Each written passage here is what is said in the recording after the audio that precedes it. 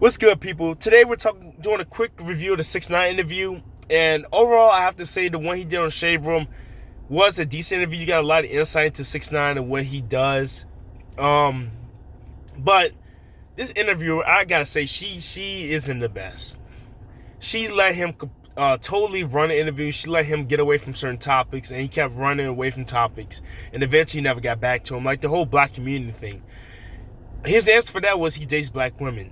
She didn't answer questions that I think she should have asked. Like, I know it's been asked before, but the N-word thing, why you continue to say the N-word, even in the time we're in with the Black Lives Matter stuff, and how can we perceive how he uses rap to hire his platform, even though he's not technically black, and although he goes through Latin and rap, which one do you prefer? She used the Nipsey Hussle example, which isn't the main reason why people hate 6ix9ine. The main reason why people hate 6ix9ine is because it's trolling, him getting off all those charges, him basically putting black people in jail. And the other one I would have to say is the sexual assault charge. She really didn't bring up any of that stuff, so I would say that's a big L on her part. Now, they go into talking about wigs and lace fronts later on. They go into talking about the lead up to his album and whatnot. Then she goes to briefly into the beast with Lil Durk. And overall, I would say 6ix9ine is good at this. He's good at psychology. See, when she tried to get the domestic violence part of the second interview, that's what that was supposed to be about. He did talk about the situation, yes, but he didn't really go into detail and explain what he was wrong. She kept trying to press him on the issue, but he kept saying, let me finish this story, let me finish this, let me finish that. So, overall, 6ix9ine has done three things in the interview. Made you sympathetic to him, made you, I think, came off as likable to an extent. It made you also rethink your position on snitching. In my opinion, his whole definition of snitching and ratting is messed up. How he's going to say that's the lowest person you assault your family and friends, etc. But then when it comes to him, it's okay. And nobody really called him out with that. And that's because at this point, the interviewer started to get more sympathetic with 6ix9ine. She started understanding. She started listening, which is good to listen to this interview, but you have to keep your original position and keep pressing him. She didn't really press him. She just let him continue to spin his own narrative.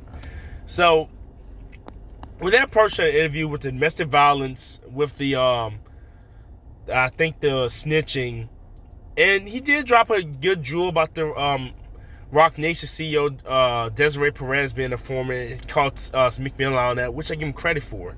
And he did call out the rappers that were trying to clown him for selling 50K, which I made it, well, yeah, I think, in my opinion, Lil Durk, Lil TJ, and Blueface definitely can't say anything about 6ix9ine selling 50K. When those guys, I think their career best is 50K, and Blueface has made 50K. That's not even his career best.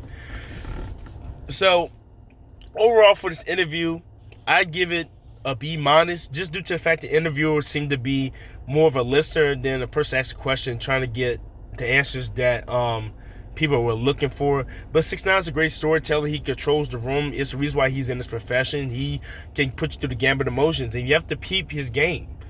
And although he's stating some facts and truths, a lot of times he knows how to deflect and get away from that. That's why I think Charlamagne the God in the Breakfast Club interviews, the only interview I've seen with 6ix9ine really where they kind of actually got him to not wiggle around. But even then, Angela Lee kind of helped him go into where he wanted to go. So then 6ix9ine knows how to wiggle out of that stuff.